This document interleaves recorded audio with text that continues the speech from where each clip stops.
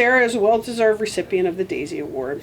She shows her love for all her patients and coworkers each and every day. She takes time out of her very busy schedule to give one-on-one time to all patients, but in particular a very difficult patient that we've had recently who needs more attention than other people.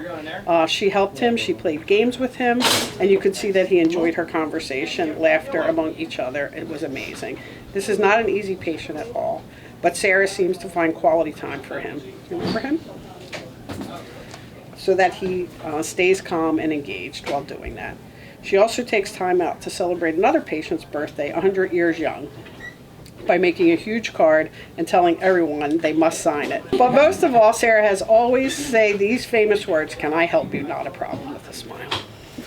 So Sarah, you just won the Daisy Award. Thank you. Were you surprised? I was very surprised. Very, very surprised. You looked a little surprised. Yeah, but it's a pleasant surprise if there's ever surprise. going to be one. I said I think it's probably my favorite part of my job, frankly. So were you surprised about the reason you were nominated? I know you heard a little bit the story. I was surprised. The patients that were mentioned in the letter were patients that I hold near and dear to my heart, but it was a little bit ago. It was some time ago, so things happen. You take care of a lot of sick patients, so it was kind of nice to be remembered for something that was so important to me. And it sounds like it was important to him. It by the nomination and the way the person talked about what you did, she mentioned how the patient was difficult in some ways, and but that because of how you cared for him and the things that you did with him, not only did you make it a better working environment for your colleagues to work with someone who was difficult, but it sounds like you made a really tremendous impact on him. And in terms of his, illness and his stay with us. Yeah. What do you think allowed you to be able to care for him maybe differently than other people could? Well, one of the first things is that when he came into my care, it happened to be a weekend, so it was a little bit less busy on the floor. Yeah. So I had a little bit more time to spend just keeping him distracted and keeping things comfortable, as opposed to this regimen of, okay, this is what we're going to do and it's going to be my way. It was more creating the environment that maybe let him have some control but not make it so that it was so regimented and uncomfortable. What do you think allows you to really be that in tune and attentive to those kind of things with patients?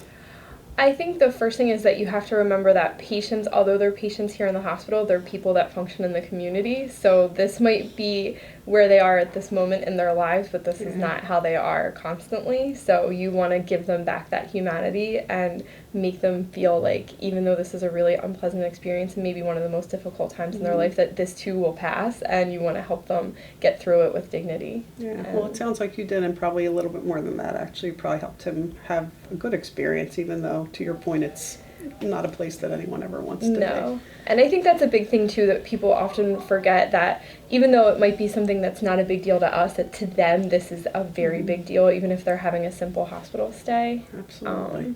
You want to make sure that you acknowledge their feelings regarding the matter. Well, you sound like you did a great job, certainly with this patient. I have no doubt with every single patient you care for. Thank you. How long have you been working with us? I've been here 10 years this summer. Wow. Always on 2A. Always on 2A? What keeps you here?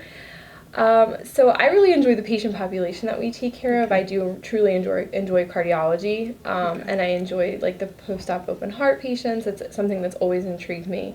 And we, I think, on a whole, work really well together. We couldn't do our job as nurses without our really great support staff and just everybody. So I enjoy everybody that I work with. Well, it sounds like you make that part of that environment is because you're here. Yeah. If you have one piece of advice for just sort of all the nurses who work here to, have work that's meaningful to them, but also be able to interact with patients in a way that's meaningful and significant for them, what would you say? I would say to just remember that these are human beings that you're taking care of, and that they are not necessarily always on your schedule. You have to revamp your schedule to meet their needs. And although we're very busy and sometimes things have to be in a certain order, you have to add that piece to make sure that they are on board with the plan of care, because it's about them, not really about you. Well, thank you. Thank you for everything you do. We're lucky to have you. And I hope you stay here for another 10 or 20 I years. hope to stay here. I don't plan on going anywhere. Good, so, good. well, thank you so much. Congratulations. This is so exciting. Thank you.